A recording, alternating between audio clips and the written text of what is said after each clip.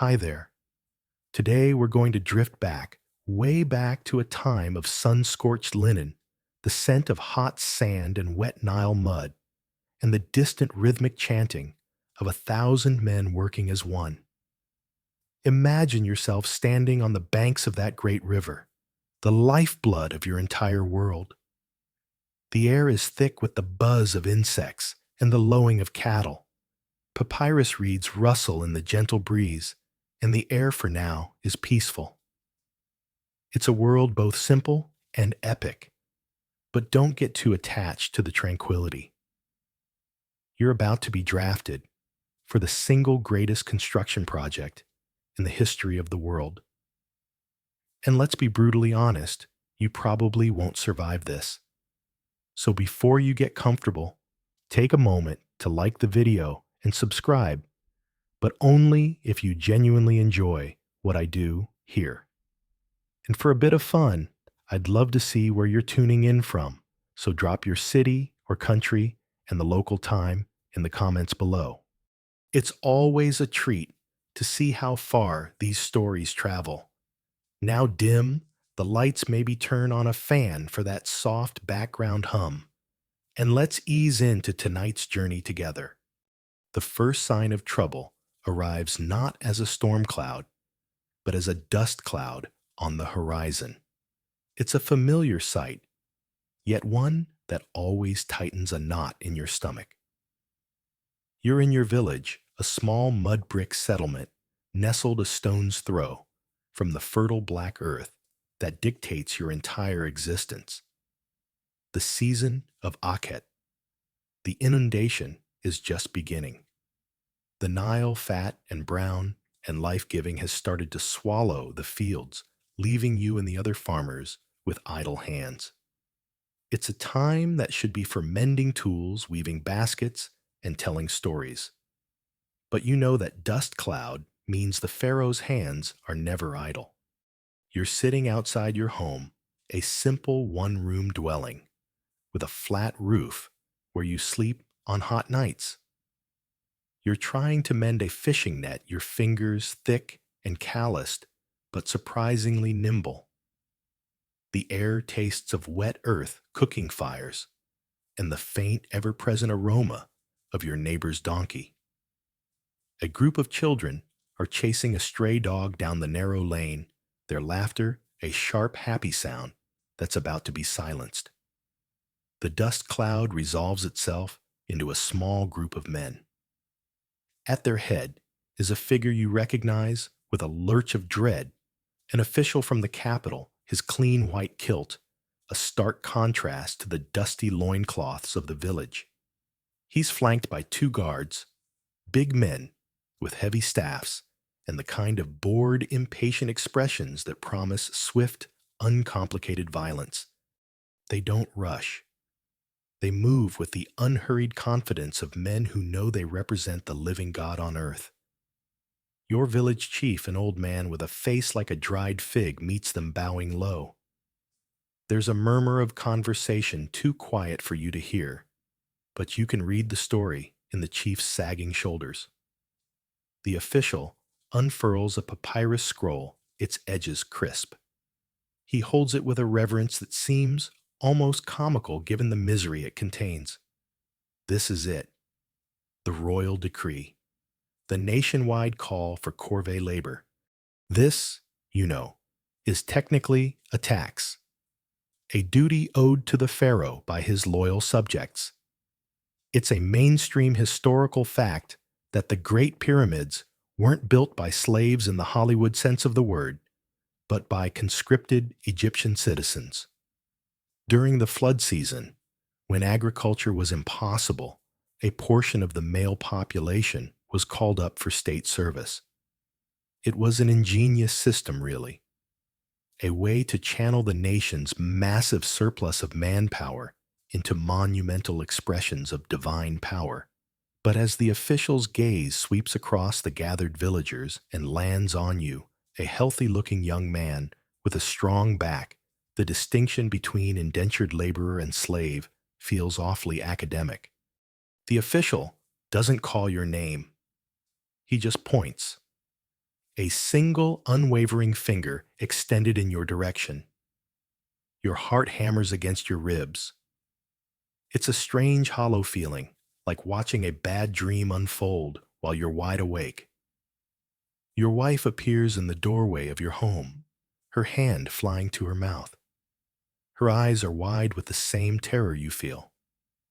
You have a son, barely old enough to walk, and another child on the way. Leaving them is like tearing a part of your own body off. But there is no choice. Refusal isn't an option. It would mean a beating at best, and at worst, being branded a traitor to the God King, a crime your entire family would pay for. The official's assistant, a scribe with an ink palette tucked into his belt, makes a mark on a clay tablet. He doesn't look at you. To him, you are not a person. You are a number, a unit of labor, a check mark on a list. Historians still argue whether this conscription was a fair rotating system that spread the burden evenly, or if officials with quotas simply grabbed the most convenient bodies from the nearest villages year after year. Standing here with the official's dead-eyed stare boring into you, you have a pretty strong opinion on that debate. You are given no time to pack, no moment for a long farewell. You are allowed a brief, desperate embrace with your wife. You can feel her tears hot on your shoulder. You kiss your son's head, trying to memorize the smell of his hair. Then one of the guards prods you with his staff. Not hard, just a firm, insistent push that says, your old life is over. Move. You join a small shuffling line of other men from your village, your friends, your neighbors. All of you have the same stunned, vacant look. The chief presses a small loaf of bread and a water skin into your hands, a meager provision for a journey you don't even understand yet. It's a small kindness in a moment of overwhelming cruelty. And as you're marched out of your village, the dust of the road already coating your feet, you don't dare look back. The life you knew is gone, swallowed by the needs of a king you will never meet, and a tomb you will never see the inside of. Your new life has begun, and its only purpose is to serve the pyramid. You're now part of a slow-moving column of human misery, trudging along the dusty path that hugs the edge of the irrigated land. The initial shock is beginning to wear off, replaced by a dull, aching dread. The sun is climbing higher, and the heat is already oppressive, a physical weight pressing down on your shoulders. The air is so dry, it seems to suck the moisture right out of your skin. You pull your linen loincloth tighter, a futile gesture of comfort. The guards walk alongside the column, their staffs held loosely. They don't need to be aggressive. The sheer hopelessness of your situation is a far more effective cage than any physical restraint. Where would you run into the desert to die of thirst, or back to your village to bring shame and punishment upon your family? There is no escape, only the relentless forward shuffle. The column grows as you pass other villages.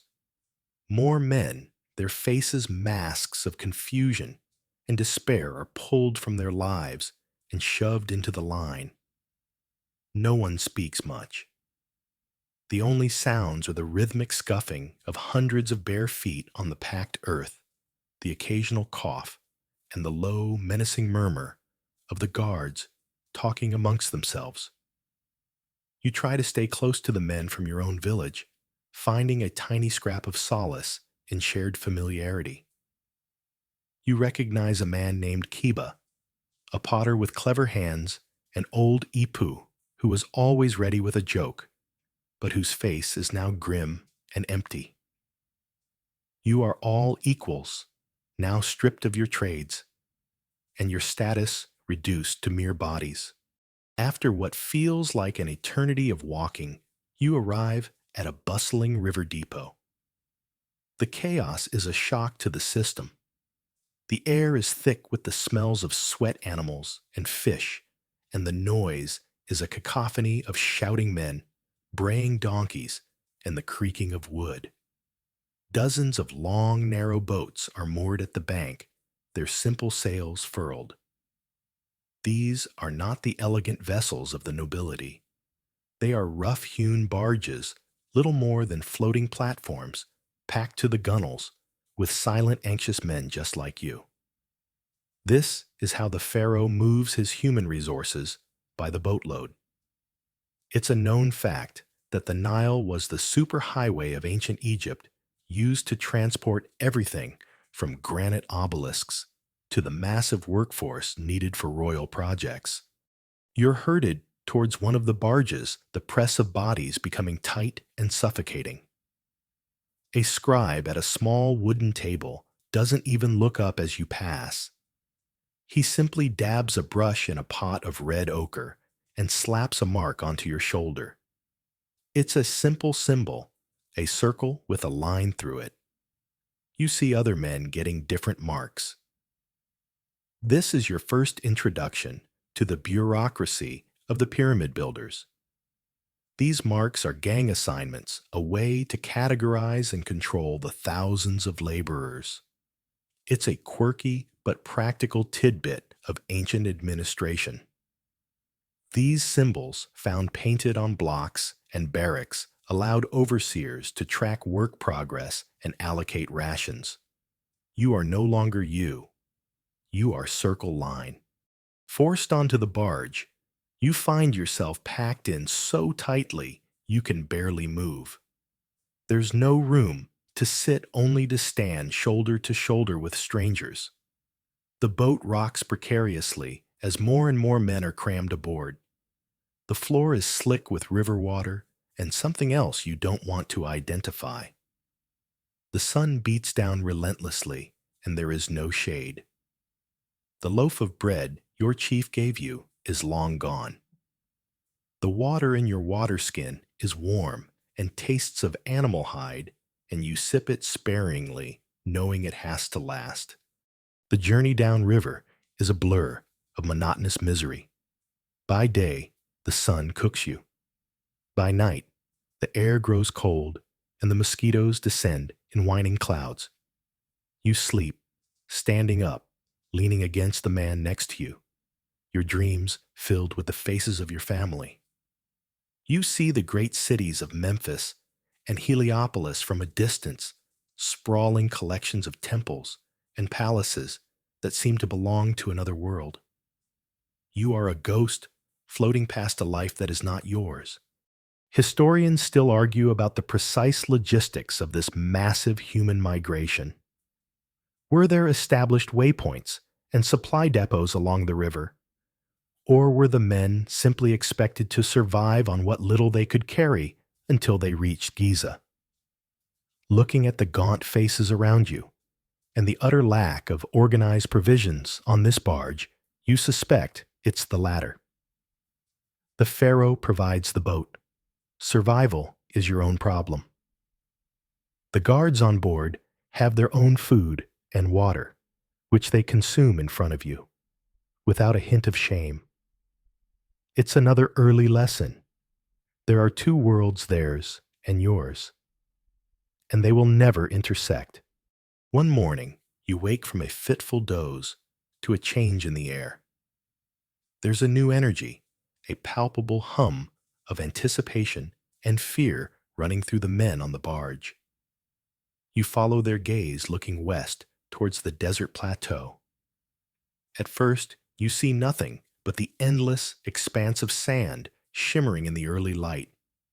Then you see them. Three shapes, sharp and geometric against the soft curve of the horizon. They seem impossibly huge, even from this distance, scraping the sky itself. The Great Pyramids. One of them, the Pyramid of Khufu, is already ancient. But the one they're working on now, the pyramid of his son Khafra, is a hive of terrifying activity. It rises from the desert floor like a man-made mountain surrounded by a swarm of human insects. Even from miles away, You can feel its presence, a monumental weight that seems to press down on the very air you breathe. This is your destination, your new home. And as the barge turns towards the shore, you feel a cold certainty that this place, this monument to a king's eternal life, will be the cause of your death. The barge grinds against the muddy bank with a low groan, jolting you back to the horrific reality of the present. The ramp is thrown down with a crash, and the guards begin to shove yelling commands that are sharp and clear. Move. Move out. Find your mark. The press of bodies surges forward, a wave of humanity spilling onto the shores of Giza. The air here is different. It's thick with fine white dust that coats your tongue and stings your eyes. The low hum you felt from the river is now a deafening roar, a symphony of industry composed of 1,000 hammering, chipping, and shouting sounds, all underscored by the grating shriek of stone on stone. You stumble onto the land, your legs shaky after days on the water. All around you, men are being sorted, barked at by officials in clean linen kilts who seem to be in a perpetual state of controlled fury. You spot another man with the same circle line mark painted on his shoulder and instinctively move towards him. A small island of shared identity in a sea of lost souls. Slowly, a group of about 40 of you are corralled together, a nervous herd of sheep facing a new terrifying pasture. An overseer, a man with a hard, sunburnt face and a leather whip looped casually through his belt, addresses your group. He doesn't shout. His voice is calm, measured, which is somehow more intimidating.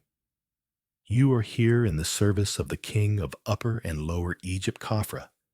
May he live forever. He begins, his eyes scanning your faces with an appraising look as if judging livestock. You are not slaves. You are the proud sons of Egypt, paying your tax to the divine pharaoh. The work you do here is a sacred duty. It is an honor. While the Nile floods your fields, you will build a stairway to the heavens for your God. Your labor ensures the stability of the cosmos.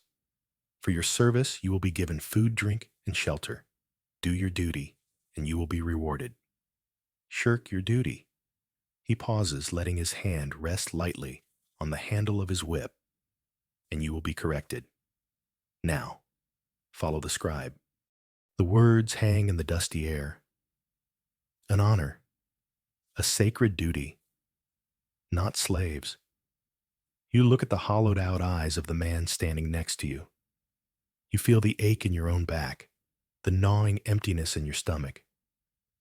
It's a masterful piece of political spin, you have to admit, a way to frame servitude as patriotism. It's a foundational fact of this era that the pyramids were a national project requiring the mobilization of a willing, or at least not technically enslaved populace. But the semantics are a comfort for scribes and historians, not for the men whose bodies are the currency. The distinction feels like being told that the crocodile about to eat you is doing so out of religious piety, not hunger. A distinction without a difference. The scribe he mentioned leads you to another table. This is the official check-in. It's a surprisingly bureaucratic process, a reminder that the Egyptians were masters of administration. You almost expect to have to take a number and wait. The scribe, a young man with soft hands that have never touched rough stone, finds your mark on his papyrus roll. He asks you your name, your father's name, and your village. He writes it all down in neat, flowing hieratic script, the cursive version of the monumental hieroglyphs you see on temples. It's a quirky tidbit of their culture that such a brutal system was managed with such delicate, precise record-keeping. He uses black ink for your name and red ink for your gang assignment, a color-coding system to keep the thousands of workers organized. You are now officially an asset of the Giza necropolis, your existence noted on a scroll that will be stored in an archive. It does nothing to make you feel better. You're given your official work clothes, which is a bit of a joke. It's just another rough linen loincloth, identical to the one you're already wearing. There's no welcome basket, no complimentary beer after your long and unpleasant journey. Just a new piece of cloth and a shove back into line. As you wait, you can't help but overhear the man next to you muttering to his friend. He'd heard that some wealthy farmers could pay a substitute, a poorer man, with no land to take their place in the labor draft. Historians still argue whether this practice of providing a replacement was common or even permissible in this Old Kingdom period, or if it only became a feature of later Egyptian society. For you, the very idea is laughable. Your entire family's wealth couldn't buy you a day off from this nightmare. Once everyone in your group is processed, you are marched away from the river and towards the pyramid itself. With every step, the structure grows, filling your entire field of vision, until you have to crane your neck back to see its summit, which seems to vanish into the hazy glare of the sun. The scale is inhuman. It's not just a building, it's a geological event. The base is a sprawling city of stone, and the air is alive with the coordinated chaos of work. You see teams of men, hundreds strong, straining at ropes to drag massive blocks of stone along lubricated causeways. You see others with copper chisels and wooden mallets chipping away at the casing stones, their bodies covered in a fine white powder that makes them look like ghosts. The noise is a physical force, pressing in on you. The overseer's words echo in your mind. Not slaves. Yet as you're herded towards a section of the plateau, littered with half-cut blocks and primitive-looking tools, you feel a yoke settle on your shoulders, just as surely as if it were made of wood. You are a tool, a resource, a tax payment in flesh and blood. The benefits package of this new job seems to be a loincloth, a daily ration of bread and beer, and the sacred honor of breaking your back for a man you'll never see. What a deal. Your life in the quarry is about to begin. Your new workspace is a scene of organized chaos, a gaping wound in the earth under the full, unforgiving glare of the sun. This isn't a distant quarry you were ferried to. You've just been marched to a different part of the Giza Plateau itself.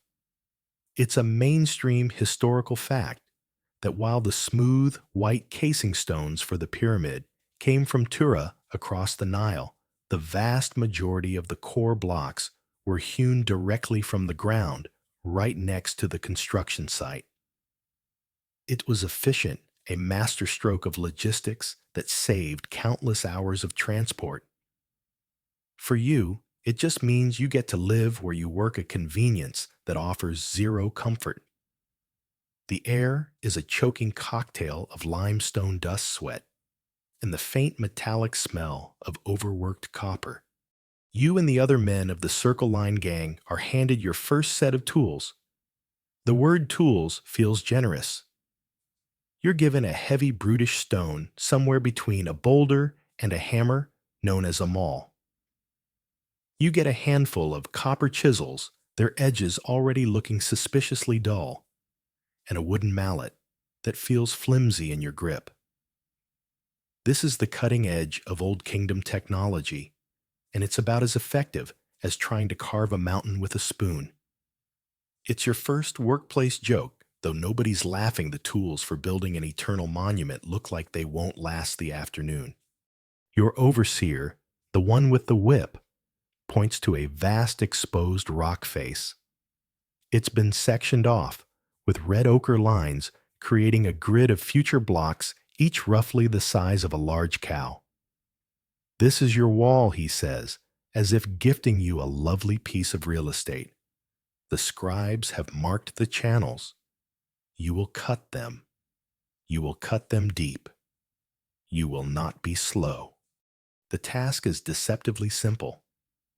All you have to do is carve deep trenches into the limestone bedrock on all sides of the pre-marked block, freeing it from the planet.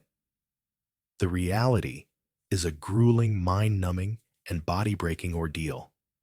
You find your assigned spot, a few feet of unforgiving rock that will become your entire world.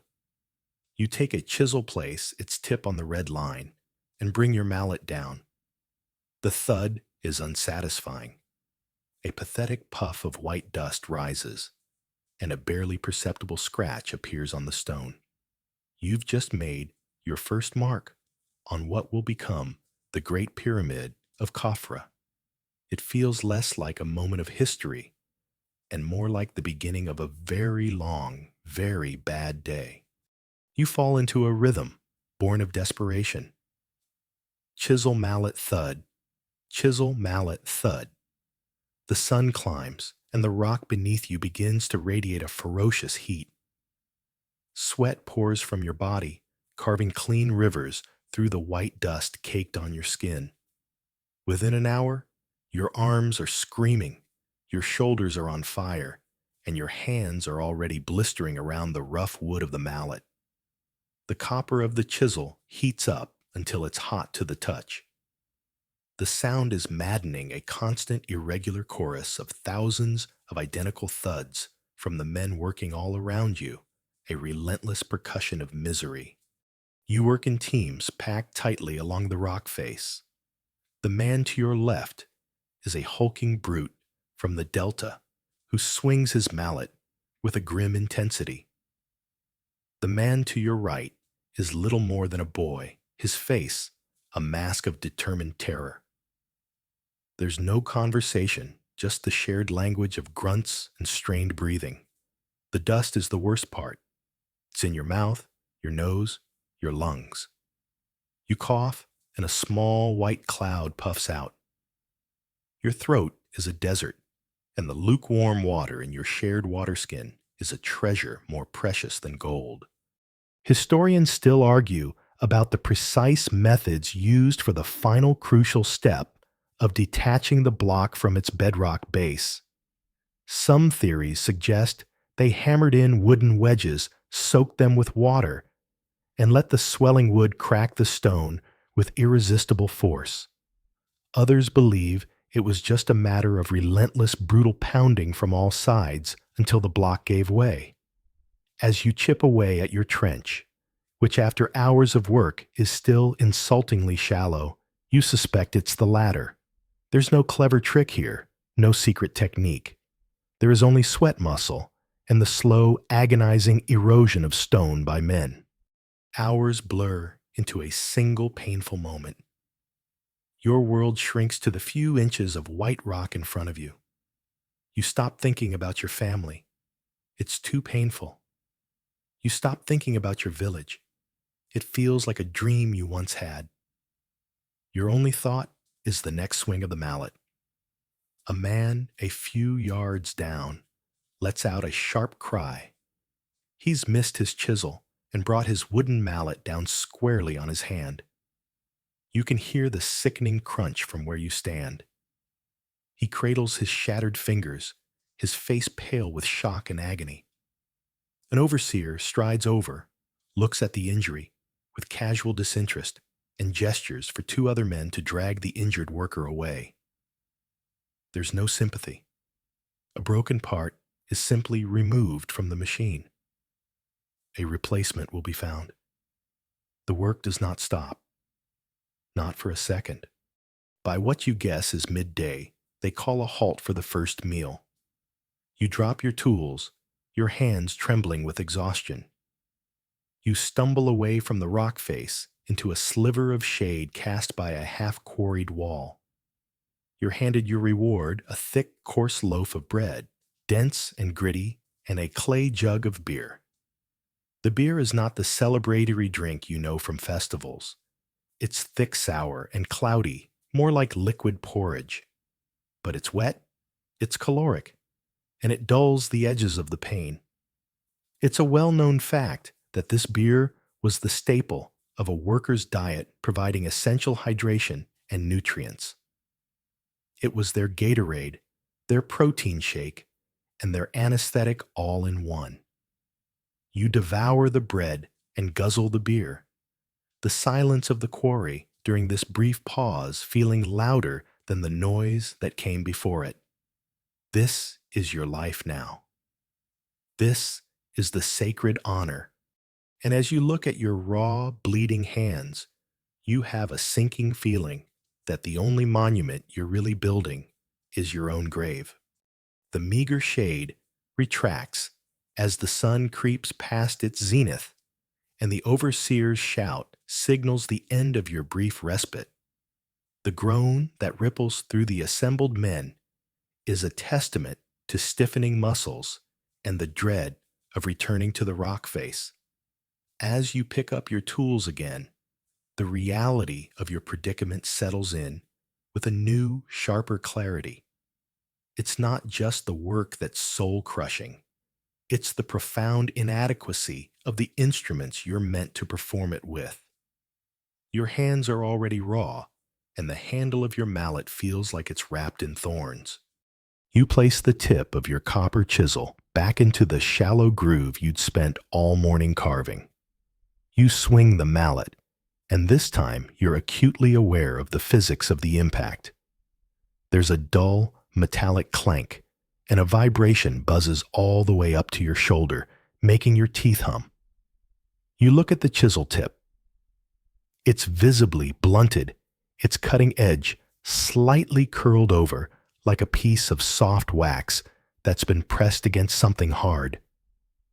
The rock, in contrast, looks smugly unblemished. It's a joke your body is the unfortunate punchline to your trying to reshape the earth with a material that's only marginally harder than a stale loaf of bread. This is the central frustrating truth of your new career. It's a well-established historical fact that the pyramid builders of the Old Kingdom were working in a copper age. They had not yet mastered the art of mixing copper with tin to create bronze, a much stronger and more durable alloy. Iron was a metal for meteorites and jewelry, a rare gift from the gods, not something you'd waste on a million disposable tools. So you are armed with copper, a metal that bends, blunts, and breaks with maddening regularity.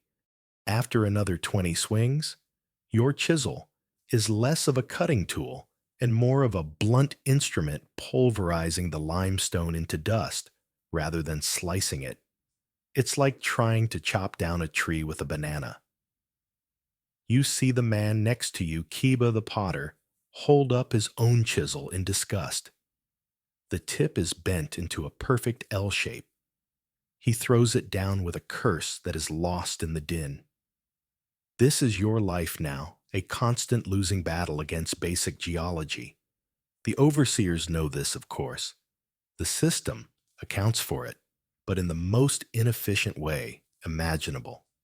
A boy, no older than 12, darts through the work area, his job being to collect the spent tools.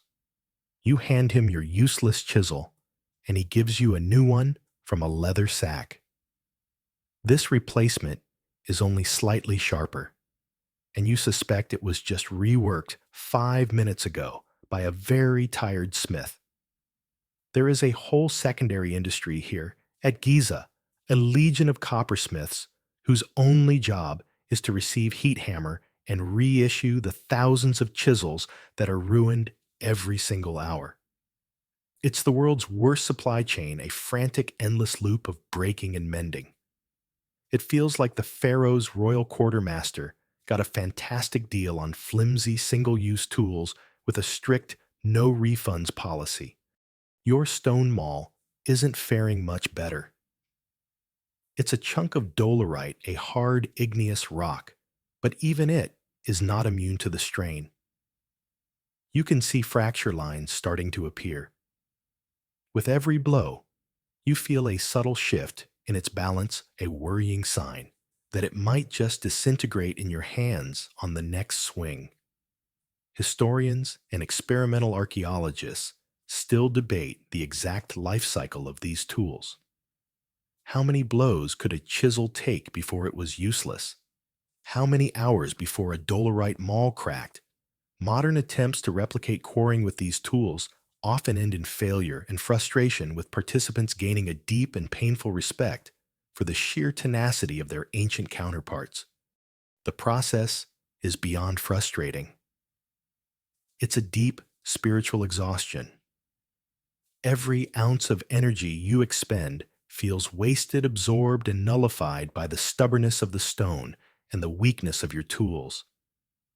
A part of you starts to suspect the rock is alive, that it's actively resisting healing itself between your blows just to mock you. You find yourself bargaining with it under your breath. Just a little piece. Come on, just this one flake. The sun makes the limestone shimmer, and for a dizzying moment, it almost looks like it's laughing. This tool problem breeds a quiet, simmering resentment. It's not directed at the pharaoh. He is a god as distant and abstract as the sun itself. It's not even fully directed at the whip-carrying overseers. Your anger is for the tools themselves. You hate the coppery smell of the chisel in your sweaty palm. You hate the jarring shock of the mallet. You hate them because they are the direct interface between your body and your suffering. They are the conduits of your pain. Looking around, you see the evidence of this technological shortfall everywhere. Broken chisel tips glitter in the dust. Cracked mallets lie discarded like animal bones. The entire quarry is a graveyard of failed implements. And for every broken tool, there's a broken man. The constant vibration gives you a permanent tremor in your hands. The awkward, repetitive motion of swinging the mallet is already twisting your spine into a new, agonizing shape. You're being worn down, just as surely as the tools are, but you are much harder to repair. They can reforge a copper chisel. They can't reforge your spirit. The only thing they can do is replace you. And as you pick up the freshly issued, barely better chisel to continue your hopeless assault on the unmoving stone, you realize that you are the most disposable tool in the entire quarry. You are indeed the most disposable tool. And you learn this lesson with brutal finality before the day is even done. The work continues, a mind-numbing marathon of chipping and pounding. Your hands, which you thought couldn't possibly hurt more, have found new and creative ways to protest.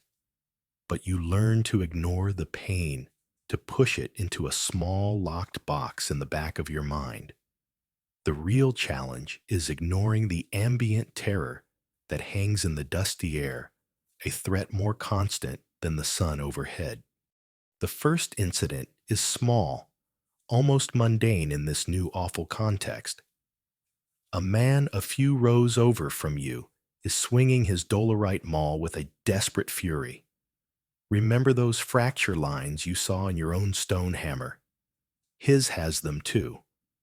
On a heavy backswing, the head of the maul simply gives up. It shears in half with a sharp crack, and the larger piece flies off, tumbling end over end.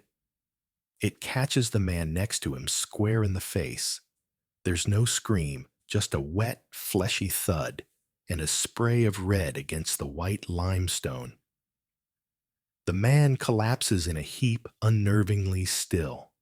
For a heartbeat, the work around the incident stops. Men lower their tools, their faces a mixture of horror and a kind of morbid curiosity. But the pause is fleeting. An overseer is there in an instant, his expression one of pure annoyance, as if a tool had broken at an inconvenient time.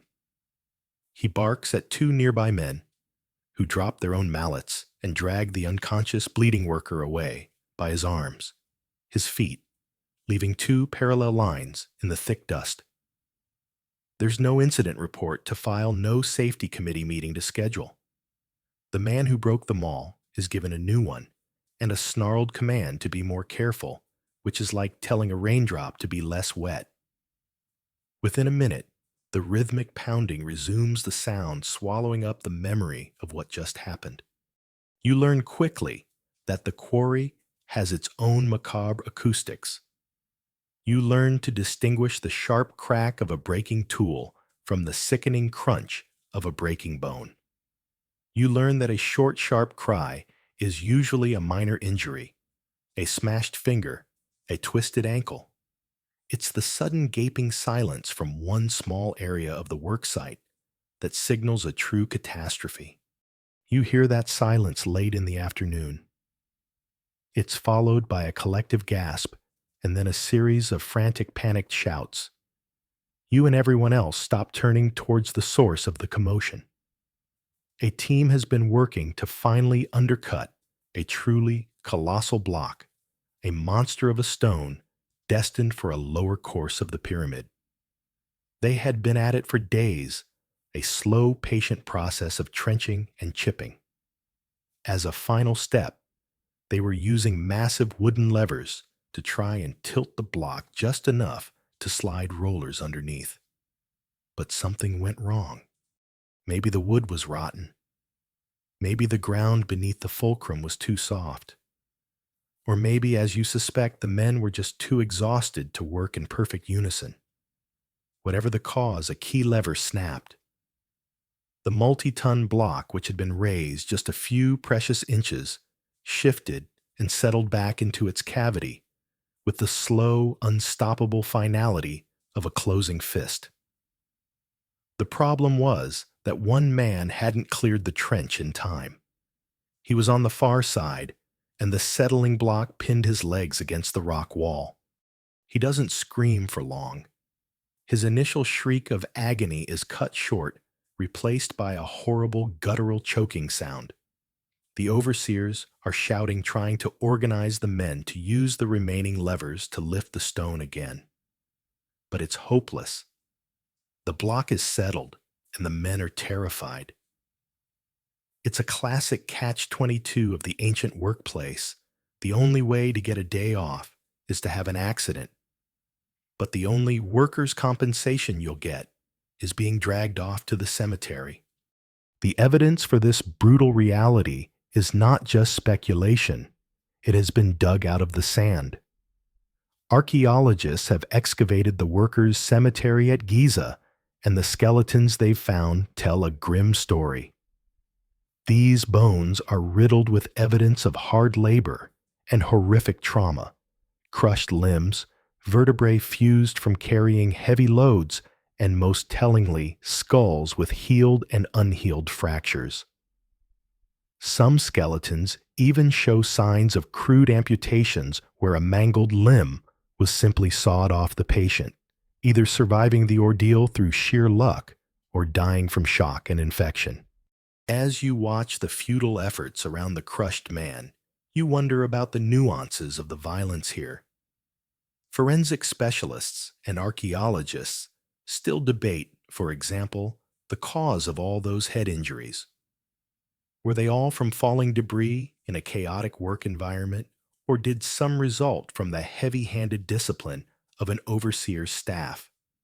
You recall the man who was dragged away earlier after arguing with a guard.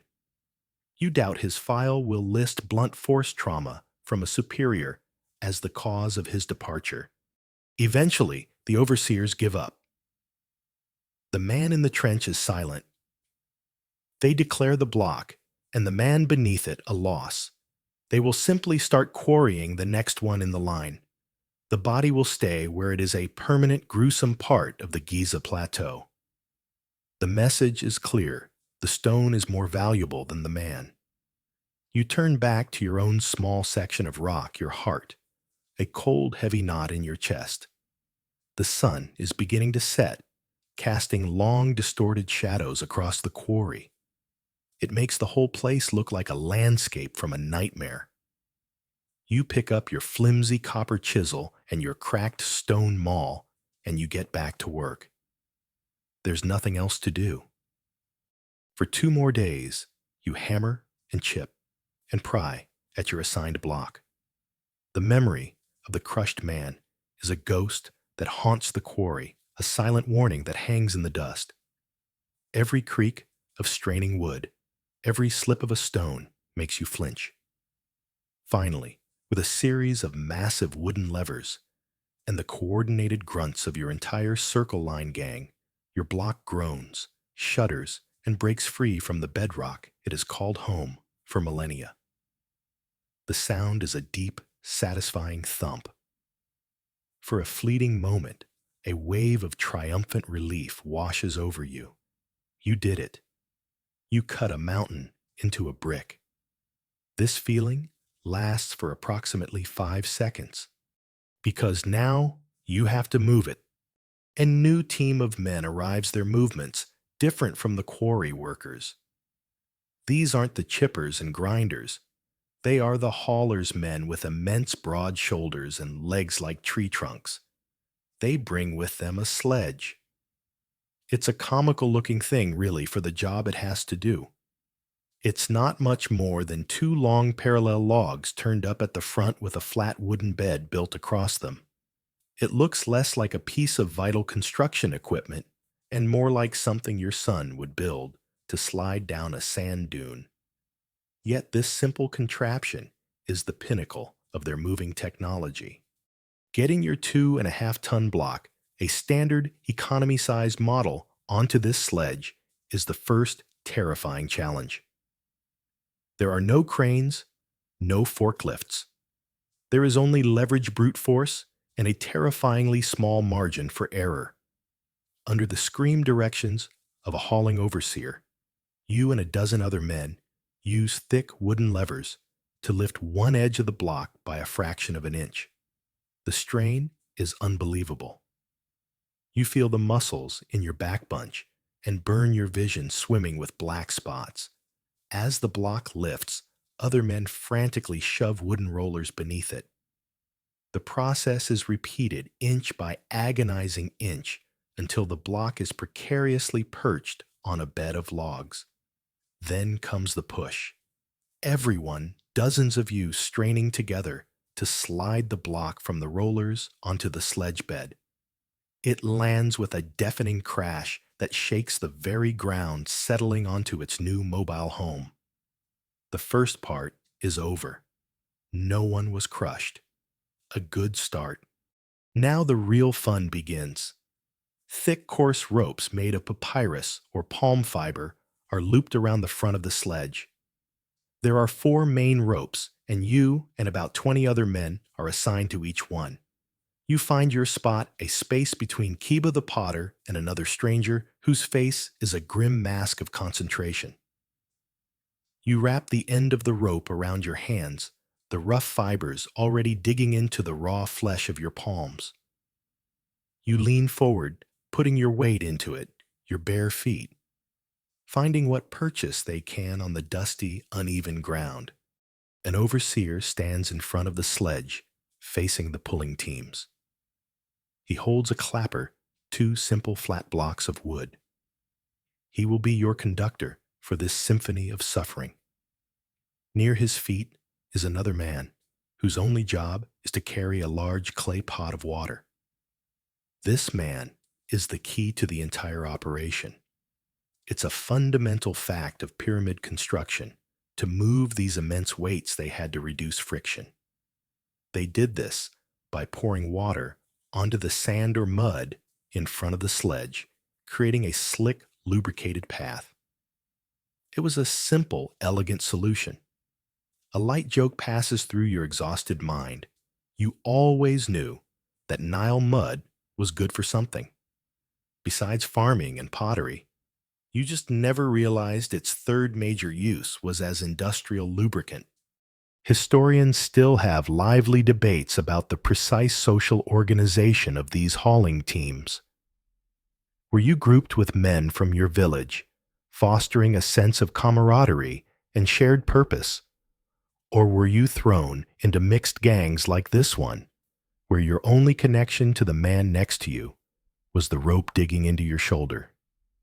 Looking at the collection of strangers and a few familiar faces around you, it seems the administration cared more about available muscle mass than about team-building exercises.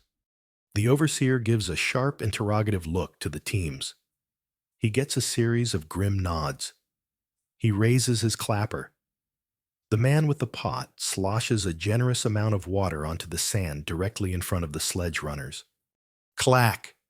The first clap is the signal to tense up to pull all the slack from the ropes. The collective groan from 100 men is a low, mournful sound. You feel the rope bite deep into your shoulder, your muscles screaming as they take the initial dead weight strain of the stone. Clack. The second clap is the signal to pull. You heave your entire body, straining your feet, scrabbling for purchase. For a terrible second, nothing happens. The sledge is an anchor chained to the center of the earth. The overseer's face darkens. He barks a command, a rhythm. Ha, ya, ha. The sound is picked up by the team leaders, a guttural chant to coordinate the effort. This is a quirky, unproven, but highly likely tidbit of the process that the pulling was done to a rhythmic chant or song, a way to ensure every man pulled at the exact same instant. It's the world's first and most depressing work shanty. Hum, ya, ha, ya. You pull again, and this time you feel it. A slight shudder. The sledge groans, and with the grace of a dying elephant, it slides forward, maybe an inch, then another. It's moving. The feeling of the stone actually yielding to your muscle is a small, fierce thrill. But it's a demanding god. The moment you slacken, the moment the rhythm falters, the sledge digs in and dies. The overseer's whip, which he hadn't used yet, suddenly whistles through the air and cracks against the back of a man who stumbled. A yelp of pain. The message is clear. The performance bonus is negative. You pull. You strain. You chant. Your world shrinks to the rope on your shoulder, the back of the man in front of you, and the rhythmic clapping that dictates your every movement. You've moved the block, maybe 50 feet from the quarry face. The pyramid itself is still hundreds of yards away, a shimmering, distant mountain of stone. And there are thousands more blocks to move after this one. This isn't a task. It's your entire existence. The journey from the quarry to the base of the pyramid is a 100-yard purgatory. Your world is a repeating loop of strain chant and the rhythmic clack of the overseer's signal. Your muscles burn with a deep, consuming fire, and the rope has rubbed your shoulder raw, but you keep pulling. To stop is to feel the whip. To stop is to doom the entire team to failure. When you finally arrive at the foot of the growing monolith, you don't feel relief, only a new and more profound kind of dread. The horizontal haul is over. Now begins the vertical. Before you looms the ramp. It's a structure almost as impressive and terrifying as the pyramid itself. It's a mountain, built to climb a mountain, a colossal wedge of packed earth, mud brick, and rubble stretching from the desert floor up to the current working level of the pyramid. It appears to be a single, massive artery of construction, teeming with the slow, agonizing progress of other hauling teams. It feels less like an engineering marvel and more like a giant pile of dirt that's daring you to climb it. You stare up the incline, and for the first time, you truly appreciate the insanity of this project. It's not enough to cut 2.5-ton blocks from the earth. It's not enough to drag them across the sand. You now have to drag them into the sky. To this day, Egyptologists fiercely debate the exact design of these ramps. It's one of the great unresolved mysteries of the pyramids. Some argue for a single long straight ramp like this one appears to be, which would have had to be extended and raised as the pyramid grew. Others propose a more efficient wraparound or spiral ramp that corkscrewed up the pyramid's faces. There are even theories of complex internal ramps hidden within the body of the pyramid itself. Standing at the bottom, covered in dust and nursing your aching limbs, you don't have the luxury of academic debate. You only know that the slope in front of you looks impossibly steep, and gravity, which had been a nuisance on the flat ground, has now become a malevolent personal enemy. The preparations for the ascent are more intense. More men are added to the ropes. The team leader inspects the knots with a frantic energy. The man with the water pot now has the most delicate job on the plateau. Too little water and the sledge will grind to a halt, its friction insurmountable. Too much water, and you'll create a mudslide, sending 2.5 tons of stone and the 100 men attached to it sliding backwards into oblivion. There's no user manual for this only experience and terror. The first pull is hell. The immediate increase in the force required is staggering. You lean into the rope until your body is nearly parallel with the ramp's surface. The muscles in your legs scream with a pain that eclipses everything else. You're not just pulling forward anymore. You're fighting the very planet which seems determined to drag this ridiculous block of limestone back to where it came from. You begin to suspect the earth god Geb is down there with his own invisible rope pulling against you with all his might. The chanting is louder now, more desperate. Ha, ya, ha, ya. It's the only thing that keeps the team in unison. A single person pulling out of sync could cause a fatal ripple in the force being applied. Your feet slip on the damp, sloping surface. You see the man in front of you stumble, catching himself just in time. The overseer's whip cracks the air, a constant menacing reminder that failure is not an option. You would pray for an escalator, a divine freight elevator, anything to end this, but you don't even have the breath for it. Along the edges of the ramp, you notice a quirky, life-saving bit of ingenuity. Thick wooden posts have been sunk deep into the ramp structure at regular intervals. These are not just railings. They are emergency brakes. You see a team further up the ramp get into trouble. A rope snaps with a sound like a gunshot. The sledge lurches sideways, and the men attached to the broken rope tumble into a heap. The remaining teams cry out, unable to hold the weight. The sledge begins to slide backwards, but the overseer is ready. He and his assistants frantically loop a spare rope around the nearest wooden post, snubbing the sledge to a halt just as it was beginning to gain momentum. Disaster is averted, but only just. The men get back to their ropes, their faces pale with a fear you know intimately. Your own ascent is a blur of agony. Every inch is a victory.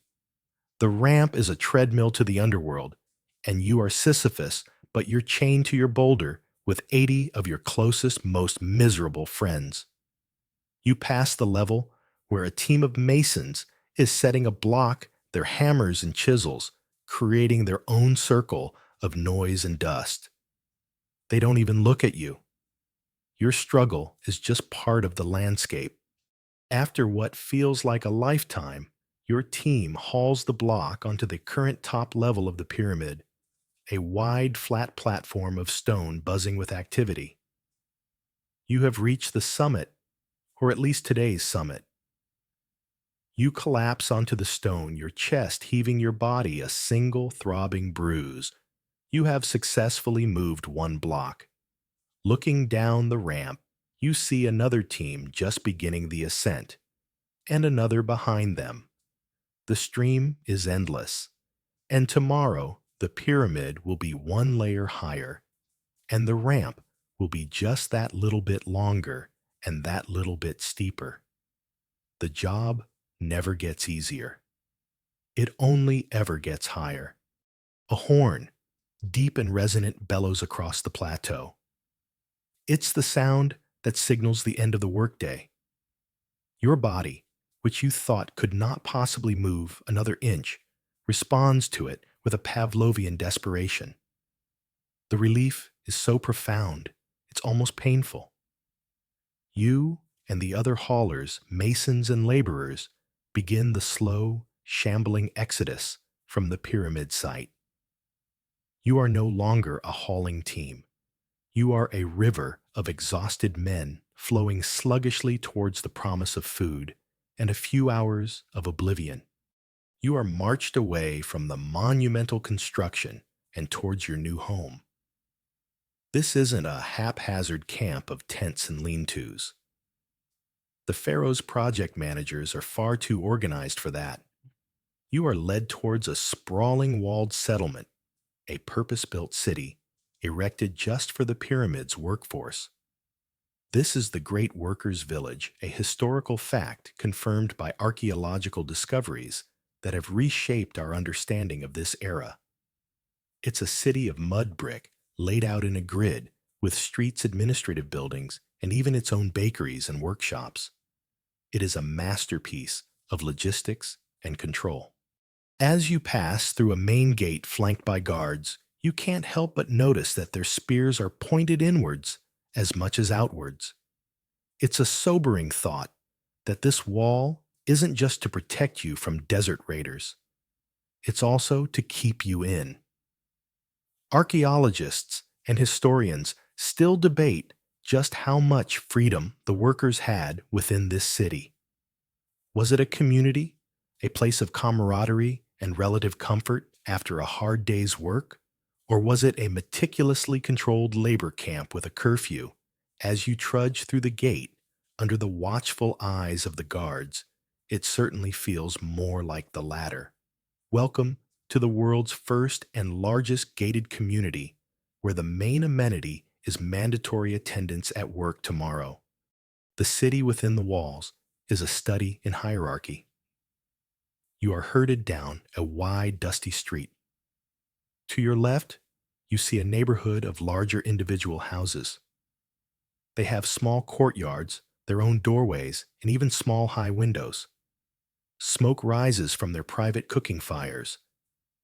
This is where the elite live: the scribes, the architects, the master craftsmen, the senior overseers. They have a degree of privacy and comfort that seems to you like the height of unimaginable luxury. This division of living quarters is a quirky but telling tidbit about the society of the pyramid builders. Your role in the project dictated your address and your quality of life down to the very square footage you were allotted to sleep in. Your procession shuffles past this VIP section and turns into a different area entirely. The spacious houses give way to long, low-slung buildings that look like enormous loaves of bread laid side by side. These are the barracks, your new home. There are no private courtyards here. There are no individual doors. There is only a series of open doorways leading into vast, cavernous galleries. You are funneled towards one of them, marked with the familiar circle line symbol you wear on your shoulder. Your entire gang is housed together, a convenient administrative choice that ensures you can all be woken up and march to your doom in one efficient group. You step inside, and the air hits you like a physical blow. It's a thick, humid wave of sweat-unwashed bodies, stale beer, and the faint, acrid smell of urine. The gallery is a long, dimly lit hall, the only light coming from the doorways and a few gaps in the thatched roof. Down both sides of the hall are raised mud brick platforms, forming two continuous sleeping benches that run the entire length of the building. There are no partitions. There are no mattresses. This is it. You have arrived at your 5-star resort, featuring an open-plan living concept and what an optimistic scribe might call passive ventilation. An under-overseer points you to a vacant spot on the platform. It's a space barely wider than your shoulders. This is your bed, your dining room, and the only personal space you will have for the foreseeable future. You will sleep here, pressed tightly against the strangers on either side of you. You get to know your bunkmate on a level that's usually reserved for married couples and internal parasites. The man to your right is already asleep, snoring with a rattling sound that suggests his lungs are half full of quarry dust. The man to your left is quietly weeping, his shoulders shaking in the gloom. You slump down onto the hard-packed mud of the platform, your bones aching, your mind numb. The noise in the barracks is a constant low roar. 1,000 tired men coughing, muttering, snoring, and groaning in their fitful sleep. There is no privacy, no quiet, no moment to yourself. You are just one cell in a giant sleeping organism. You are surrounded by humanity, yet you have never felt so completely alone. You think of your own small house, the warmth of your wife beside you, the familiar shape of the stars through your open doorway. It's a world away. Here you are, not a husband, a father, or a farmer. You are a body warehoused for the night, waiting to be reactivated by the morning horn. The work has ended for the day, but the misery has followed you home. You don't get to rest for long on the hard-packed mud platform. A new wave of noise and motion ripples through the long barrack gallery. It's the sound of food distribution, and your empty stomach, which had been a dull ache, now twists into a sharp, demanding knot. You're herded back onto your feet by the under-overseer joining a shuffling, impatient line of your fellow Circle Line gang members. The system is, as always, brutally efficient. At the front of the hall, near the main doorway, several large baskets are piled high with dark round loaves of bread, and behind them are rows upon rows of simple clay beer jugs.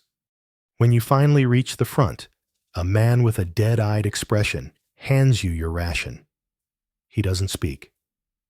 He just thrusts the items into your hands, 2 round, dense loaves of bread, and a heavy jug stoppered with a plug of mud and straw. This is your payment. This is your fuel. It's a well-documented historical fact, backed by the discovery of massive bakeries and breweries at the Giza site, that the pyramid workforce was paid in bread and beer. Thousands of gallons of beer and tens of thousands of loaves were produced daily to feed this human engine. This wasn't a gesture of generosity. It was a calculated necessity. An army cannot march without food, and you are an army of builders. You take your meal and shuffle back to your designated sleeping space. There are no tables, no benches for dining. You simply sit on the edge of the mud brick platform, where you will later sleep your back against the rough wall. You look at the food in your hands. The bread is a dark, heavy thing baked from emmer wheat and barley. You can feel the grit of sand and tiny particles of the stone quern used to grind the flour. As a quirky detail of the vast food production system, many of the loaves were baked in mass-produced bell-shaped pottery molds known as beja. This not only standardized the size and shape, but also made the loaf itself a unit of account, a bread unit for payment. Your meal isn't just dinner. It's a carefully measured economic transaction. You take the first bite. It's coarse tough and tastes faintly of ash. It's filling in the way that eating wet sand might be filling. It takes effort to chew, and you wash it down with a swig of the beer. The beer is nothing like the light celebratory drink you'd have at a village festival. This is thick sour and lumpy, more like a fermented liquid porridge than a beverage. It's unfiltered, full of barley mash, and barely alcoholic. It is, however, packed with calories and nutrients. It's the original meal replacement, shake a nutritious sludge designed to keep you on your feet. You eat and drink mechanically, without pleasure, your mind a dull blank. Around you, hundreds of other men are doing the exact same thing. The only sounds are the scraping of teeth on hard bread and the glugging sound of beer being poured down thirsty throats. There is no conversation, no laughter. The exhaustion is a thick blanket that smothers all social impulse. You eat in a state of profound and soul-crushing boredom, a monotony of the senses that mirrors the monotony of your labor. You had bread and beer at home, but it was different. It was bread. Your wife baked bread, made with care. It was beer you shared with friends, laughing as the sun went down. This is not that. This is industrial-grade fuel for a human machine. As you chew your gritty mouthful, a deeper question hangs in the air, one that historians and archaeobotanists still debate. Was this diet truly sufficient for the work you were doing? You are burning thousands of calories a day performing some of the most strenuous labor imaginable. Can 2 loaves of bread and a jug of soupy beer really replace that energy? Or are you in a constant state of nutritional deficit, your body slowly consuming itself, getting imperceptibly weaker day by day? You don't know the answer, but you can feel a deep, abiding weariness in your bones that suggests the math is not in your favor. Tonight, there's a small bonus. An overseer walks down the line tossing something to every fifth man, a raw onion. You catch yours. It's small and pungent. You peel back the dry outer layers and take a bite. The sharp, fiery crunch is an explosion of flavor in your mouth, a welcome shock to a palate deadened by blandness.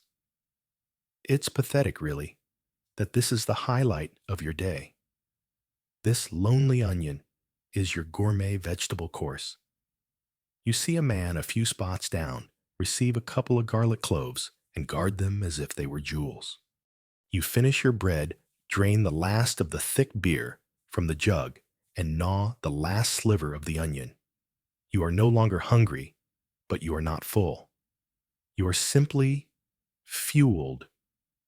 The emptiness inside you has been padded but not satisfied. You look around the long, dim hall.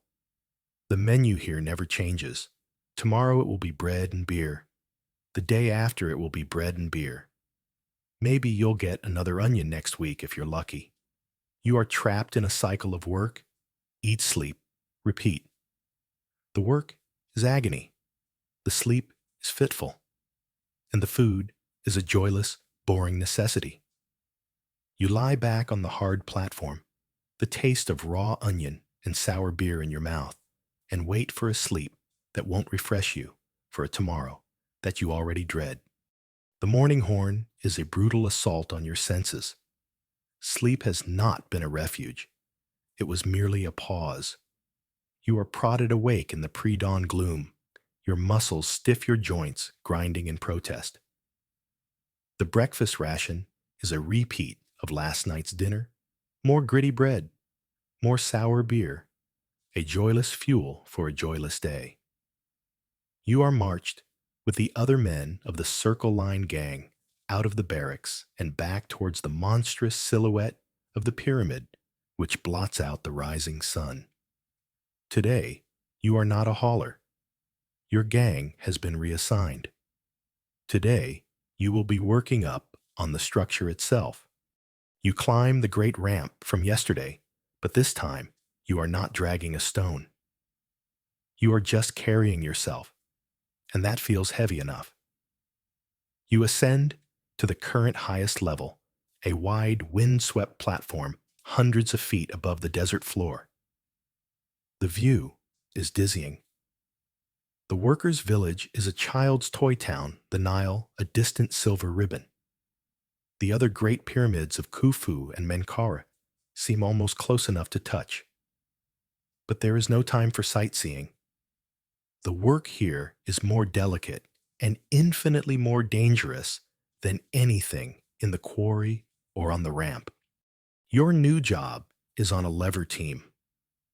Your task is to help guide the newly arrived blocks into their precise final position. This involves using massive wooden levers to nudge pivot and lower the multi-ton stones with millimeter accuracy. All around you, the platform is a scene of controlled bedlam. There are no safety railings. There are no warning signs. The only personal protective equipment you have against the 100-foot drop is your own sense of balance. The first rule of working on the pyramid is simple: don't fall. The second rule is don't get hit by anything falling from above. You quickly learn that the sky is not your friend. A dropped chisel, a dislodged stone chip, a misplaced tool, anything that slips from a higher level becomes a deadly projectile. You develop a nervous tic, constantly glancing upwards, listening for the faint whistle that would be your only warning of incoming death. A team nearby is mixing mortar in a shallow pit. It's not a strong binding agent like modern cement, but a gypsum-based plaster. Its main purpose is to act as a lubricant, helping the masons slide the massive blocks into their final tight-fitting position before it sets. This gypsum mortar is a wonder of terrible multi-purpose material science. It's a lubricant when you desperately need grip, and a glue when you need to make a small adjustment. A worker carrying a bucket of the wet white slurry slips on a patch of loose gravel. The bucket tips splattering the slick gypsum plaster across the working surface, right in the path of your team. It's a mess, but no one has time to clean it up. The next block is already arriving. The overseer is screaming for your team to get into position. You and 3 other men place the thick end of your wooden lever under the edge of the stone. Your job is to lift, providing the clearance for the men on the other side to push. Ready. Lift. The overseer bellows. You put your entire weight onto the lever, your feet scrambling for a solid hold. But your right foot lands directly on the fresh patch of spilled mortar. It's like stepping on wet ice.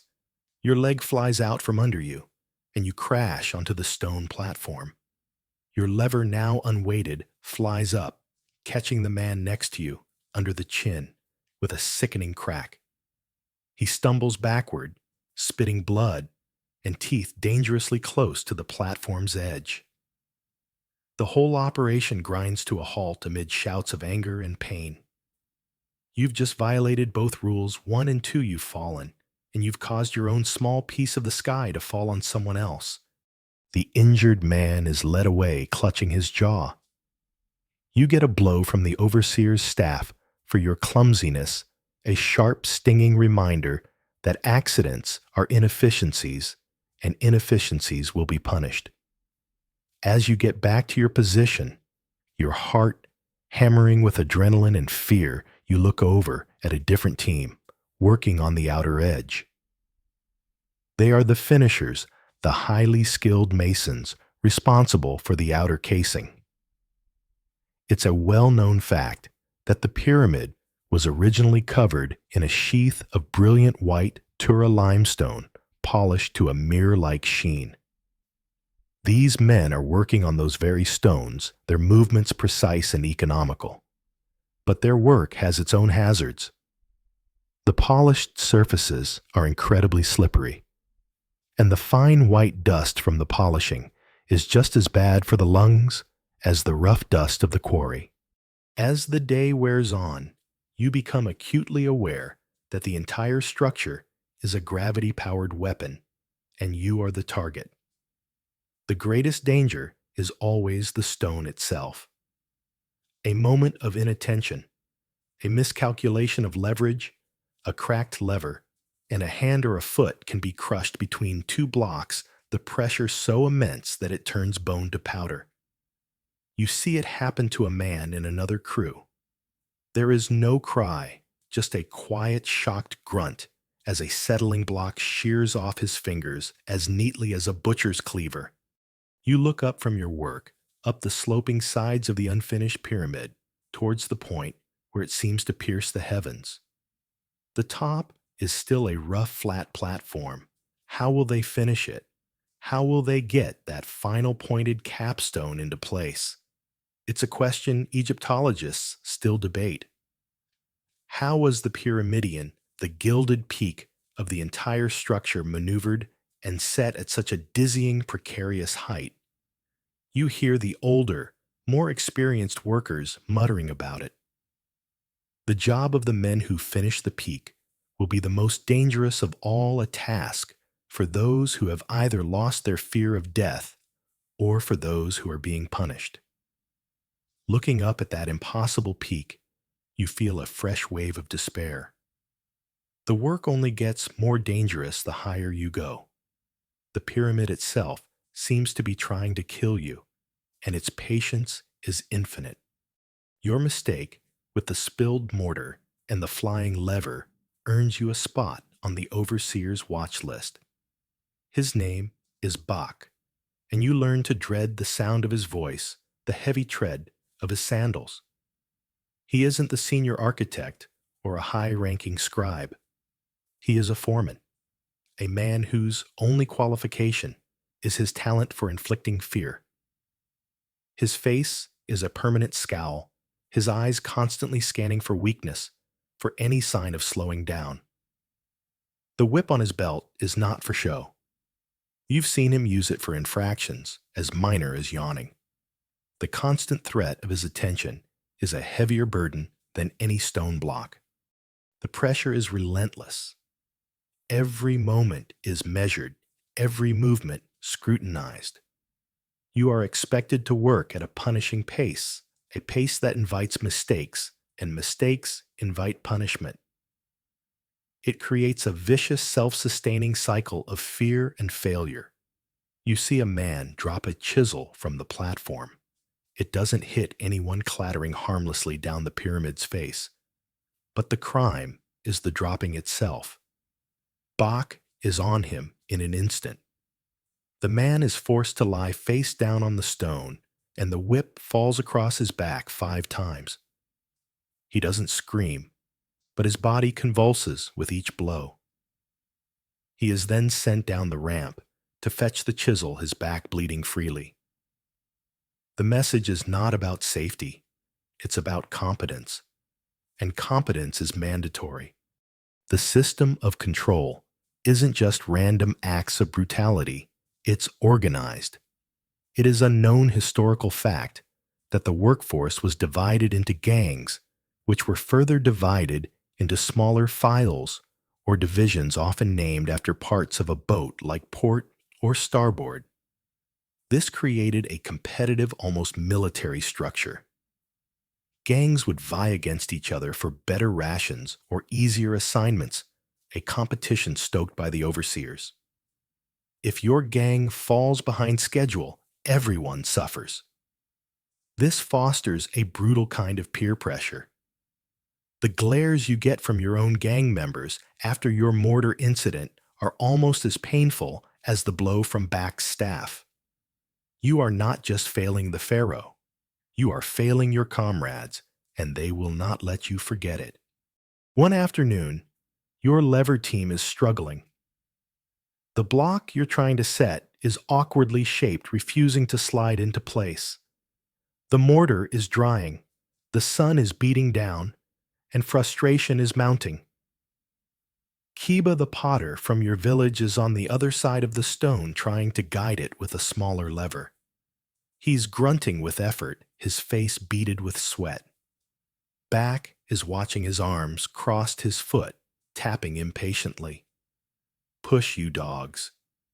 Do you want to be here all night? He snarls. In his frustration, Kiba makes a fatal error. He tries to adjust his grip by taking one hand off his lever for a split second. The immense pressure of the stone, which his lever was barely holding, finds its release. The lever kicks back with the force of a battering ram, catching Kiba in the chest and flinging him backwards. He lands in a heap, motionless. Back's reaction is not one of concern for the injured man. It is one of pure incandescent rage at the delay. He strides over to Kiba's still form and kicks him. "Get up, useless animal. Get up." Kiba doesn't move. A low murmur ripples through the watching men. Back has gone too far. This wasn't laziness. It was an accident. But to Back, it's all the same. His authority has been challenged by the simple, inconvenient fact of a man being injured. And that's when you see it. An older worker, a man who has clearly been here for many seasons, whose face is a roadmap of scars and sun damage, says something. It's quiet, you can't hear the words, but the tone is defiant. He's standing up to Bach. This is a moment that hangs suspended in time. The entire platform seems to go silent. Bach turns slowly to face the man. For a moment you think he might actually listen, that some flicker of reason might prevail. That hope is extinguished instantly. Bach's hand goes to his whip, but then he seems to think better of it. A whip is for punishment. This is an insult. This requires a different tool. He grabs a discarded wooden mallet from the ground. The brutality that follows is swift and sickening. Bach doesn't just punish the man, he makes an example of him. The entire workforce is forced to watch. It's a chillingly effective management technique. Performance reviews are public, and they can be fatal. The debate among modern scholars about whether this discipline was primarily punitive or motivational seems absurdly academic when you're watching it happen. They argue about the fine line between pragmatic enforcement and outright cruelty. Here on the pyramid, you can see that the line doesn't exist. Pragmatism is cruelty. When it's over, there is a profound and terrible silence. Kiba is eventually carried away, his fate uncertain. The other man is also carried away. His fate is not. Back, his chest still heaving, turns his glare on the rest of the crew. The blocky says, his voice low and dangerous. "Set it, now." You return to your levers, your hands shaking your stomach, churning with a mixture of terror and revulsion. You don't look at your fellow workers. You can't. You all share in the collective guilt and shame of your own survival. You set the block, your movements now infused with a new panicked precision. You work because to stop working is to draw the attention of the man with the mallet. You work because under the lash, there is nothing else you can do. The terror of the overseer's mallet fades into the background noise of your daily life, replaced by a more insidious enemy, the slow, grinding decay of your own body.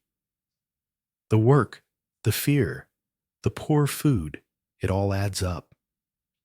The first thing you notice is the cough. It starts as a tickle in your throat, a minor annoyance, but after weeks of inhaling fine white limestone dust, it blossoms into a permanent rattling hack. You've developed the Giza rattle, a deep chest-tearing cough that has 3 settings: loud, louder, and waking up the entire barracks. You are not alone. In the dim light of the gallery at night, the sound of 100 men coughing is a constant ragged chorus. Your lungs feel heavy, as if they are slowly turning to stone along with the rest of the pyramid. Then comes the sickness in your gut. The water drawn from canals near the crowded settlement is murky. The food is monotonous. The flies are everywhere. It's inevitable that the sickness begins to spread through the barracks. Men suffer from bouts of dysentery, that leave them pale, weak, and dehydrated. The lack of sanitation means the sickness passes from man to man with terrifying speed. You spend a week in a feverish agony, your insides twisting, forcing yourself to the work site because you know that being too sick to work is a death sentence of a different kind.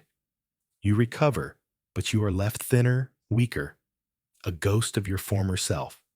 One morning, you wake with a fire in your skin, a cut on your leg from a sharp piece of stone, which you had ignored, is now an angry, swollen knot of red and purple, radiating a painful heat. It throbs with every heartbeat. You can barely put weight on it.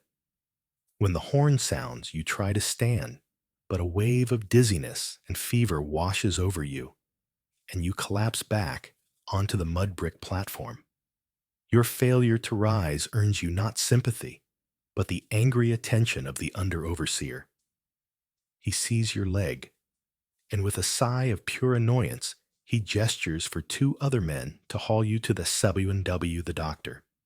The clinic is a large tent on the edge of the workers' village, filled with the moans and smells of sick and injured men. A physician, an educated man with clean hands and an air of authority, moves among the patients. It is a well-known historical fact recorded in medical papyri that Egyptian medicine was a strange and fascinating mix of the brilliantly practical and the deeply magical. You witness this duality firsthand. You watch as the SW expertly sets the broken arm of a mason, creating a splint from linen and stiff plaster, his movements swift and confident. For physical trauma, things you can see and touch their knowledge is impressive. But then he comes to you. He examines your infected leg. His diagnostic process seems to consist of poking the swollen area once, which makes you cry out in pain, and then nodding wisely as if he's just solved a great mystery. Your problem is not a simple break. It's an ailment from within a poison, perhaps the work of a malevolent spirit or an angry god. And for that, the treatment is different. He consults with his assistant, and they begin to prepare a poultice. You watch as they take a generous scoop of honey, a legitimate remedy, as its antibacterial properties were to some extent recognized. But then they mix it with a handful of something brown and fibrous that you recognize with a lurch of horror, dried crocodile dung. The memory of your wife joking about a similar substance for sunscreen feels like a message from another lifetime. This is the quirky, stomach-turning reality of their pharmacology. Bizarre ingredients were commonplace, their inclusion based on magical thinking rather than clinical effect. You're not sure if the crocodile dung is meant to have special healing properties, or if it's just designed to make your leg so disgusting that even the demons of sickness will leave it alone. As the doctor plasters this foul-smelling, sticky concoction over your wound, you can't help but wonder about the central question that historians and paleopathologists still debate. How effective was any of this really? Did the practical knowledge of setting bones and stitching wounds outweigh the magical nonsense of dung poultices, enchanted spells? For every man saved by a well-set fracture, how many died because their internal infection was treated with incantations instead of anything useful? The doctor wraps your leg in a strip of linen, mutters a short spell under his breath to banish the demon of infection, and moves on to the next patient. You have been treated. You are given a day to rest, which means you are sent back to the filthy barracks to lie on the hard platform, your leg throbbing under its absurd dressing. You are given no extra food, no clean water. Your recovery is now between you and the gods the doctor invoked. Lying there in the noisy, stuffy gallery, feverish and in pain, you feel a profound lack of confidence in your prognosis. The Pyramid Project has doctors, yes, but their medicine is a gamble. And as you drift into a fitful, feverish sleep, you have the sinking feeling that this is one bet you are not going to win. Against all odds, and with no thanks to the crocodile dung, you suspect only added to the problem your fever breaks. The fire in your leg recedes, leaving behind a puckered, ugly scar that will serve as a permanent souvenir of your time at Giza. The ETSUNW proclaims his magical cure a success. You know it was just your own body's stubborn refusal to die. Being sent back to the work gangs feels less like a recovery and more like a punishment for surviving. But something inside you has shifted. The brush with death has left you with a desperate gnawing hunger for something more than just bread, beer, and the avoidance of pain. You need a reason to endure a flicker of light in the oppressive darkness. You find it in the corner of the barracks, long after the evening ration has been consumed. In the suffocating gloom where most men have collapsed into exhausted sleep, a small group huddles together. The air of secrecy is what draws you in. A man you recognize from another lever team, a fellow survivor of Back's tyranny, sees you watching and gives you a subtle nod. You limp over and join their circle. In the center, scratched into a loose flagstone, is a grid of 30 squares. It's a makeshift game board. Board games are a mainstream historical fact of life in Egypt, as popular as breathing.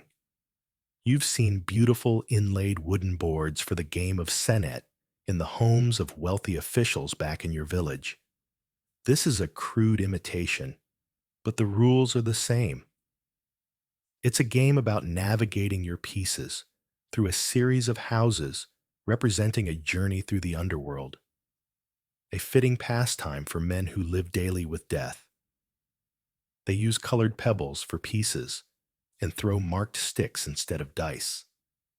It's not a luxury box set, to be sure, but it's leagues better than the barracks' other most popular game, Lie Here and Cough. You watch for a while, mesmerized by the simple act of play. It's a small island of strategy and luck in an ocean of predetermined misery.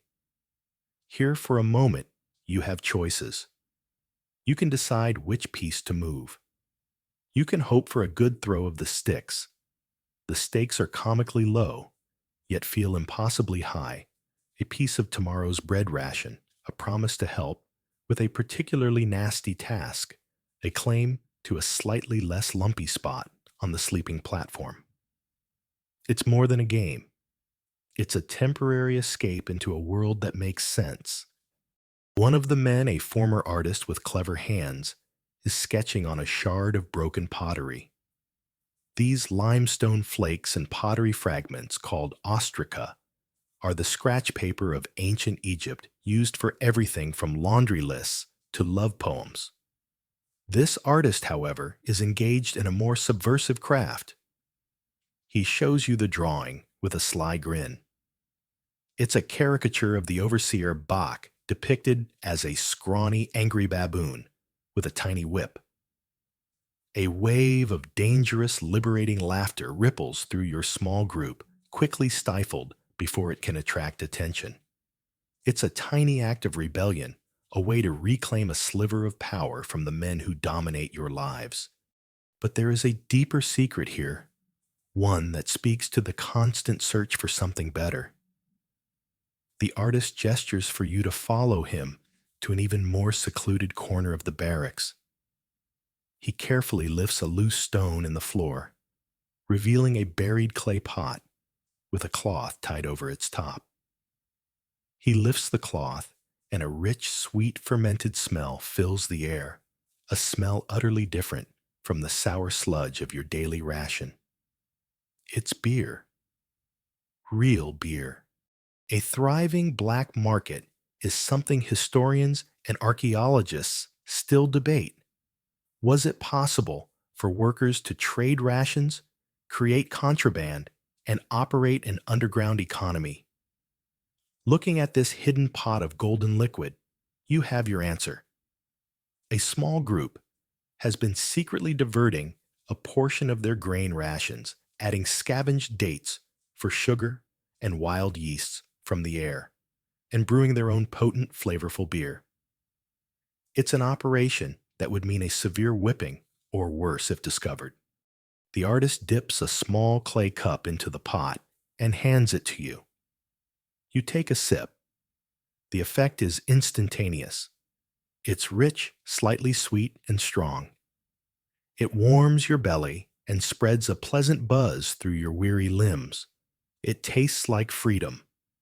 It tastes like liquid hope with a distinct aftertaste of we're all going to die if we get caught. In this moment, sharing this illicit, delicious secret with a handful of fellow conspirators, you feel a bond stronger than any shared misery on the worksite. These are the things that keep you alive. The quiet camaraderie of a shared game, the defiant laughter at a forbidden drawing, the warm, stolen pleasure of a cup of real beer. They are fleeting moments, fraught with risk, conducted in whispers and shadows. They don't change the fundamental horror of your existence, the backbreaking labor, the ever-present danger, the crushing fatigue. But they make it bearable. They are proof that you are not just a cog in the pharaoh's great machine. You are a man finding small, desperate, and beautiful ways to live. The pleasant buzz from the secret beer is a distant, mocking memory by the time the morning horn blares. You wake with a dry mouth and a heavy head, the fleeting pleasure of the night before, paid for with the harsh currency of the morning after. As you chew your gritty bread, the reality of your situation crashes back down on you heavier than ever. The small act of rebellion, the game of Senate, the stolen drink, they are just brief, flickering candles in a vast and eternal darkness. They don't change the truth. The truth is written on the bodies of the men around you. You look at the faces in your circle-line gang. The men you arrived with what feels like a lifetime ago. They were farmers, potters, weavers, strong men from your village. Now they are gaunt, their skin stretched tight over their cheekbones, their eyes hollowed out by fatigue and malnutrition. Their shoulders are stooped, their hands are gnarled into claws, and their bodies are maps of scars and poorly healed injuries. You catch your own reflection in a puddle of spilled water and barely recognize the face staring back. You are one of them. The project is not just taking your time, it is consuming your flesh. Later that week, you learn that Kiba, the potter who was struck by the lever, has died. There is no announcement, no ceremony. The news just filters through the barracks in whispers. He is gone. Another space on the sleeping platform is filled by a new man with a fresh face, a man who still has the look of bewildered shock you once wore. You realize this project operates on a geological timescale, and you are just a piece of organic matter caught in the process, like a fern being slowly crushed into a fossil. It's a mainstream historical fact that these great construction projects took decades to complete. A young man conscripted at the start might be a grandfather by the end if he survived. The promise of returning home after the inundation season was a lie, or at least a temporary reprieve before being called back again and again. One day, working high on the pyramid, you pause to catch your breath. You look down, past the swarming chaos of the work site, towards the west. You see a small procession of men moving across the sand. They are carrying a body, wrapped in a simple linen shroud, on a wooden litter. They are not heading towards the river, but towards a low rise, dotted with modest lumpy structures of mud brick and rough stone. This is the workers' cemetery, the final resting place for the men who die in the service of the pharaoh. Archaeologists would one day uncover these humble pit graves and small tombs, a quirky but profound discovery that proved you were laborers to be buried, not slaves to be discarded. But in this moment, it's no comfort.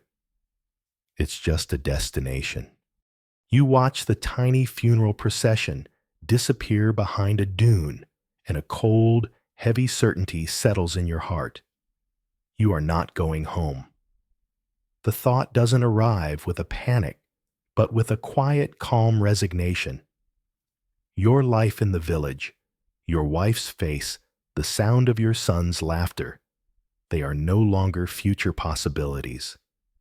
They are memories of a life that belonged to someone else.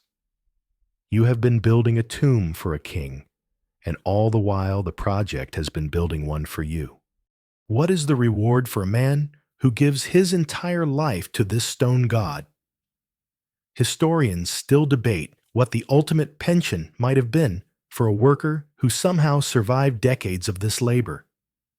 A plot of land, a lifetime supply of grain, a state-sponsored retirement.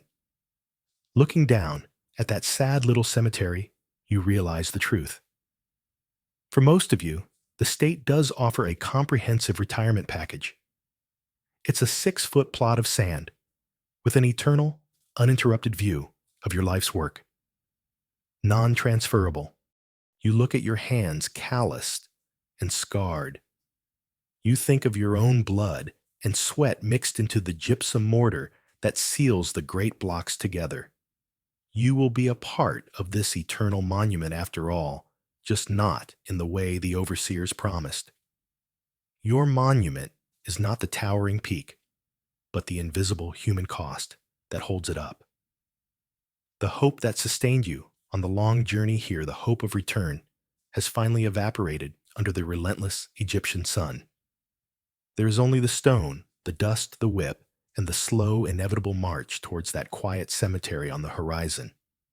The pyramid is the king's stairway to the stars, his machine for eternal life. For you, it is simply your tomb. And so, your days settle into a rhythm not of hope, but of pure, unthinking endurance. You rise, you work, you eat, you sleep.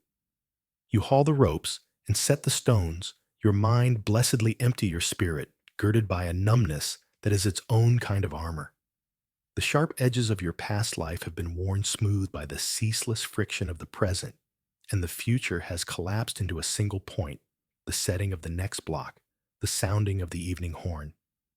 The great pyramid of Khafra continues to rise, a testament to a god-king's ambition built by the ghosts of men who were still alive. But that life, that harsh and unforgiving world of stone and sun, is not for you. Not tonight. Let the dust of the Giza Plateau settle. Let the sounds of the hammers and the chants of the hauling gangs fade into a distant echo, a story that can no longer touch you. Feel the weight of your own comfortable bed, the softness of your own pillow. The air you breathe is clean and cool-free from the grit of the quarry, and the only sounds are the gentle, familiar noises of your own quiet space. The struggles of that unwilling conscript, the man you were just a moment ago, can be released now. His fate was sealed in the shadow of that great monument, but yours is simply to drift, to float, and to find rest. Let the story dissolve, leaving behind only peace, only stillness, as you slide gently into the deep, quiet comfort of your own sweet dreams.